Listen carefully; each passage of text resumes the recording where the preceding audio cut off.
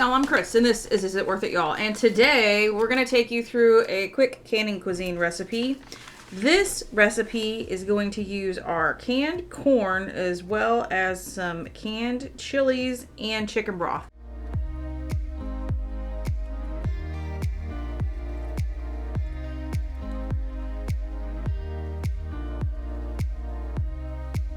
What's funny about this episode is we're going to use some of our homegrown onions and some really awesome other ingredients. We're going to turn around and actually re-can this recipe. We're going to do crock pot white chicken chili, but because these ingredients are already cooked, we're really not going to even cook anything. We're just going to mix it all up and we're going to cook it while it's in the jar. So we can have one jar for now for lunch, and then the other jars we're going to put on the shelf for later.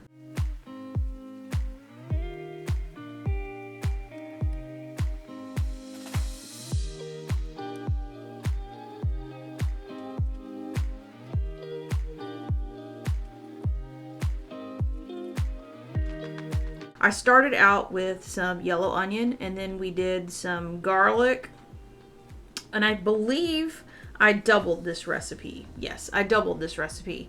And so we used some leftover turkey from Thanksgiving, some oregano, cumin, salt, pepper. We did add Greg's cayenne pepper to it. We did 4 cans of our beans. Oh yeah, we got to use 4 cans of our shelf-stable beans. We used a navy bean. This either calls for northern beans or cannellini beans, but we don't have either one of those, so we just used some navy beans. So that was cool. So I forgot. We got more jars gone after that. This used our stock, 2 cans of our green chilies, but we doubled it.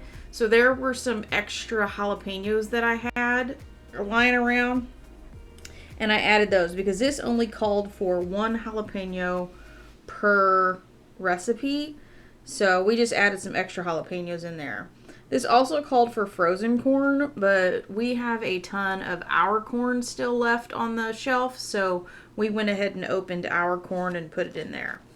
This does call for sour cream, but you will see that we do not add sour cream to this recipe because it's a dairy product and we do not want to can anything with milk in it. So we just left the sour cream out of this recipe, and when we get ready to serve it, when it's time to eat it, we'll add the sour cream at that time.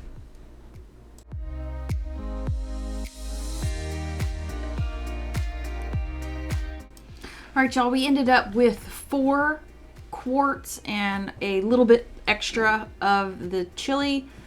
Like I said before, we're going to cook the chili in the canner. So this is going to go for, in our electric canner, it's going to go for 90 minutes. And if you don't have one of these, I'll link to this product in the description. This is a good one. There are better ones out there, but this is a nice canner. It's very easy, especially if you're brand new to pressure canning.